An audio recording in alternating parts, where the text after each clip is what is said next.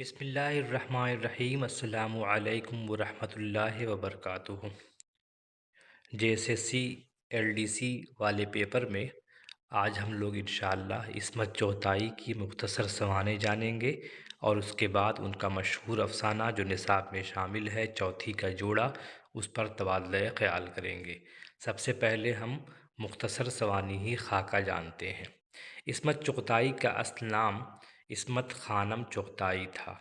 وہ 21 اگست 1915 کو اتر پردیش کے شہر بدایوں میں پیدا ہوئیں، جبکہ ان کا آبائی وطن بھوپال تھا۔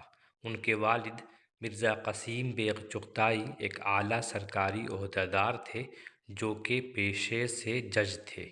ان کی والدہ کا نام نصرت خانم چغتائی تھا۔ عصمت چغتائی کا سلسلہ نسب جابر حکمراں چنگیز خاں سے ملتا ہے۔ عصمت اپنے 9 بھائی بہنوں میں سب سے چھوٹی تھی۔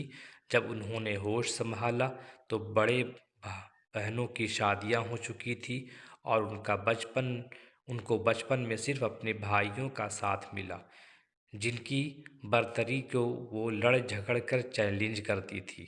گلی ڈنڈا اور فٹ بال کھیلنا ہو یا گھوڑ سواری اور درختوں پر چڑھنا، وہ ہر کام کرتی تھی جس کی لڑکیوں کو ممانعت یعنی منع کیا جاتا تھا۔ آگرہ کے میونسپل اسکول میں انہوں نے چوتھی جماعت تک تعلیم حاصل کی، پھر 8ویں جماعت علی گڑھ کے اسکول سے پاس کیا۔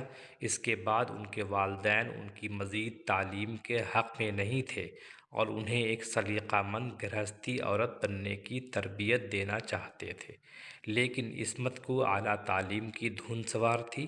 انہوں نے دھمکی دی کہ اگر ان کی تعلیم جاری نہ رکھی گئی تو وہ گھر سے بھاگ کر عیسائی بن جائیں گی اور مشن اسکول میں داخلہ لے لیں گی۔ آخر ان کی ضد کے سامنے والد کو گھٹنے ٹیکنے پڑے اور انہوں نے علی گڑھ جا کر سیدھے 10ویں جماعت میں داخلہ لے لیا اور وہیں سے FA کا امتحان پاس کیا۔ علی گڑھ میں ان کی ملاقات رشید جہاں سے ہوئی، جنہوں نے 1932 میں سجاد ظہیر اور احمد علی وغیرہ کے ساتھ مل کر کہانیوں کا ایک مجموعہ انگارے کے نام سے شائع کیا تھا، جس کو فحش اور باغیانہ ٹھہراتے ہوئے حکومت نے اس پر پابندی عائد کر دی تھی اور اس کی تمام کاپیاں ضبط کر لی گئی تھی۔ رشید جہاں اعلیٰ تعلیم یافتہ MBBS ڈاکٹر، آزاد خیال، پسماندہ اور مظلوم عورتوں کے حقوق کے علمبردار، کمیونسٹ نظریات سے تعلق رکھنے والی خاتون تھی۔ انہوں نے عصمت کو کمیونزم کے بنیادی عقائد سے روشناس کرایا اور عصمت نے ان کو اپنا گرو مان کر ان کے نقش قدم پر چلنے کا فیصلہ کیا۔ عصمت کہتی ہیں، مجھے روتی بسورتی، حرام کے بچے جنتی، ماتم کرتی نسوانیت سے نفرت تھی۔ وفا اور جملہ خوبیاں جو عورت کا زیور سمجھی جاتی ہیں مجھے لعنت محسوس ہوتی ہیں۔ جذباتیت سے تو مجھے سخت کوفت ہوتی ہے۔ عشق مقوی دل و دماغ ہے، نہ کہ جی کا روگ۔ یہ سب میں نے رشید آپا سے سیکھا۔ عصمت عورتوں کی حالت زار کے لیے ان کی ناخواندگی کو ذمہ دار سمجھتی تھی۔ انہوں نے FA کے بعد لکھنؤ کے IT کالج میں داخلہ لیا، جہاں ان کے مضامین انگریزی، سیاسیات اور معاشیات تھے۔ IT کالج میں آ کر ان کو پہلی بار آزاد فضا میں سانس لینے کا موقع ملا اور وہ متوسط طبقے کے مسلم معاشرے کی تمام جگڑ بندیوں سے آزاد ہو گئیں۔ عصمت چغتائی نے 11-12 برس کی عمر سے ہی کہانیاں لکھنا شروع کر دی تھی، لیکن انہیں اپنے نام سے شائع نہیں کراتی تھی۔ ان کی پہلی کہانی 1939 میں فسادی کے عنوان سے موقر ادبی رسالہ ساقی میں شائع ہوئی تو لوگوں نے خیال کیا کہ ان کے بھائی عظیم بیگ چغتائی نے یہ فرضی نام سے یہ کہانی لکھی ہے۔ اس کے بعد جب ان کی کہانیاں کافر، خدمتگار، ڈھیٹ اور بچپن اسی سال شائع ہوئیں تو ادبی حلقوں میں کھلبلی مچ گئی اور عصمت نے ایک مقبول افسانہ نگار کی حیثیت سے پہچان بنا لی۔ ان کی कहानियों के दो मजमूए कलियां और चोटें 1941 और 1942 में शाये हुए, लेकिन उन्होंने अपनी अदबी ज़िंदगी का सबसे बड़ा धमाका 1941 में लिहाफ लिखकर किया। दो औरतों के बाहिमी जिनसी ताल्लुकात के मौजू पर लिखी गई इस कहानी के अदबी से अदबी दुनिया में भौचाल आ गया। उन पर फहश निगारी का मुकदमा कायम किया गया और उस पर इतनी बहस हुई कि ये अफसाना सारी ज़िंदगी के लिए इस्मत की पहचान बन गया। उनकी दूसरी अच्छी कहानियाँ जैसे चौथी का जोड़ा, गेंदा, दो हाथ, जड़ें, हिंदुस्तान छोड़ो, नन्ही की नानी, भूल भुलैया और बच्चू फूफी वगैरह भी लिहाफ में दबकर रह गई। आईटी कॉलेज लखनऊ और अलीगढ़ से बीटी करने यानी बैचलर ऑफ टीचर करके मुख्तलिफ मकामात पर मुअल्लिमी करने और कुछ धुआंधार मुआशकों के बाद इस्मत ने बम्बई का रुख किया, जहां उनको इंस्पेक्ट्रेस ऑफ स्कूल्स की मुलाजमत मिल गई।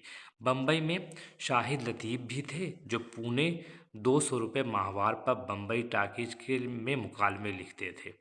शाहिद लतीफ़ से उनकी मुलाकात अलीगढ़ में हुई थी, जहां वो एमए कर रहे थे और उनके अफसाने अदब लतीफ़ वगैरह रिसालों में शाये होते थे।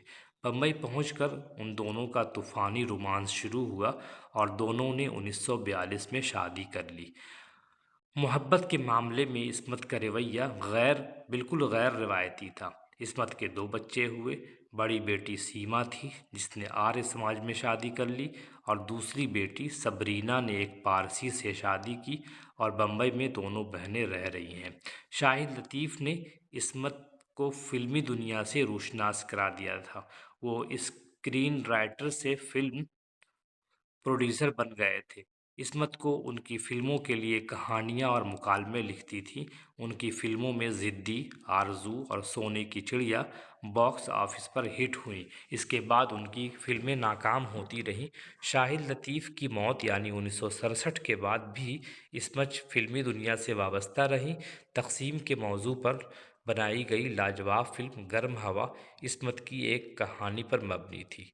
इस्मत को उनके अदबी खिदमात के सिले में सरकारी और गैर सरकारी इदारों की जानिब से कई अहम एज़ाज़ात और इनामात मिले।